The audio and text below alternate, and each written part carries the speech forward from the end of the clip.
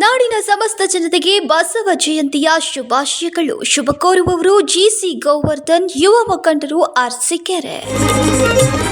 ಆದಾಯ ತೆರಿಗೆ ಇಲಾಖೆ, ಜಾರಿ ನಿರ್ದೇಶನಾಲಯ ಮತ್ತು ಕೇಂದ್ರೀಯ ತನಿಖಾ ದಳಗಳು ಬಿಜೆಪಿಯ ರಾಜಕೀಯ ಸಾಧನಗಳಾಗಿ ಕಾರ್ಯನಿರ್ವಹಿಸುತ್ತಿವೆ ಅಂತ ಸಚಿವ ಪ್ರಿಯಾಂಕ್ ಖರ್ಗೆ ಸೋಮವಾರ ಆರೋಪಿಸಿದ್ದಾರೆ.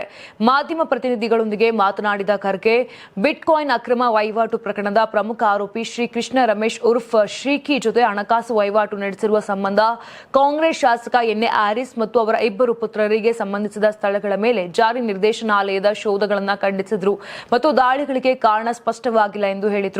ಐಟಿ, ಇಡಿ ಮತ್ತು ಸಿಬಿಐ ಬಿಜೆಪಿಗೆ ರಾಜಕೀಯ ಸಾಧನಗಳಲ್ಲದೆ ಬೇರೇನೂ ಅಲ್ಲ. ಅವರು ಇಷ್ಟು ದಿನ ಏನು ಮಾಡುತ್ತಿದ್ದರು, ಈಗ ಏಕೆ ದಾಳಿ ನಡೆಸಲಾಗುತ್ತಿದೆ ಎಂಬುದು ನಮಗೆ ತಿಳಿದಿಲ್ಲ. ಇಡಿ ಆರೋಪ ಪಟ್ಟಿ ಸಲ್ಲಿಸಲಿ, ಆಗ ಅವರ ಮೇಲೆ ಏಕೆ ದಾಳಿ ನಡೆಸಲಾಗುತ್ತಿದೆ ಎಂದು ನಮಗೆ ತಿಳಿಯುತ್ತದೆ. ಇಡಿ ನೀಡುವ ಶಿಕ್ಷೆಯ ಪ್ರಮಾಣ ಕೇವಲ 2% ಆದರೆ ಅವರು ಬಿಜೆಪಿ ಆಡಳಿತದ ಕೈಗೊಂಬೆಗಳು ಅಂತ ಹೇಳಿದ್ರು. ಇನ್ನು ಹಾವೇರಿಯಲ್ಲಿ ದುಷ್ಕರ್ಮಿಗಳು ಮಹಾತ್ಮ ಗಾಂಧಿ ಪ್ರತಿಮೆಯನ್ನ ಧ್ವಂಸಗೊಳಿಸಿದ ಘಟನೆ ಬಗ್ಗೆ ಮಾತನಾಡಿದ ಖರ್ಗೆ, ಕಾನೂನನ್ನ ಕೈಗೆತ್ತಿಕೊಳ್ಳುವ ಹಕ್ಕನ್ನ ಯಾರಿಗೂ ಕೂಡ ಕೊಟ್ಟಿಲ್ಲ. ಪ್ರಕರಣದ ಸತ್ಯಾಸತ್ಯತೆ ನನಗೆ ತಿಳಿದಿಲ್ಲ, ಆದರೆ ಇದನ್ನ ದುರುದ್ದೇಶದಿಂದ ಮಾಡಿದ್ದಾರೆ. ಅವರ ವಿರುದ್ಧ ಕ್ರಮ ಕೈಗೊಳ್ಳಲಾಗುವುದು ಅಂತ ಹೇಳಿದ್ರು. ನೀವು ಸಣ್ಣ ಆಗ್ಬೇಕಲ್ವಾ, ಅದು ಒಂದು ಉತ್ತಮ ಆಹಾರದಿಂದ ಸಣ್ಣ ಆಗ್ಬೇಕಲ್ವಾ. ಪ್ರತಿದಿನ ನಮ್ಮ ಜೀನಿ ಸ್ಲಿಮ್ ನ ಯೂಸ್ ಮಾಡಿ ಯಾವುದೇ ಸೈಡ್ ಎಫೆಕ್ಟ್ ಇಲ್ದಂಗೆ ನೀವು ಸಣ್ಣ ಆಗ್ತೀರಾ.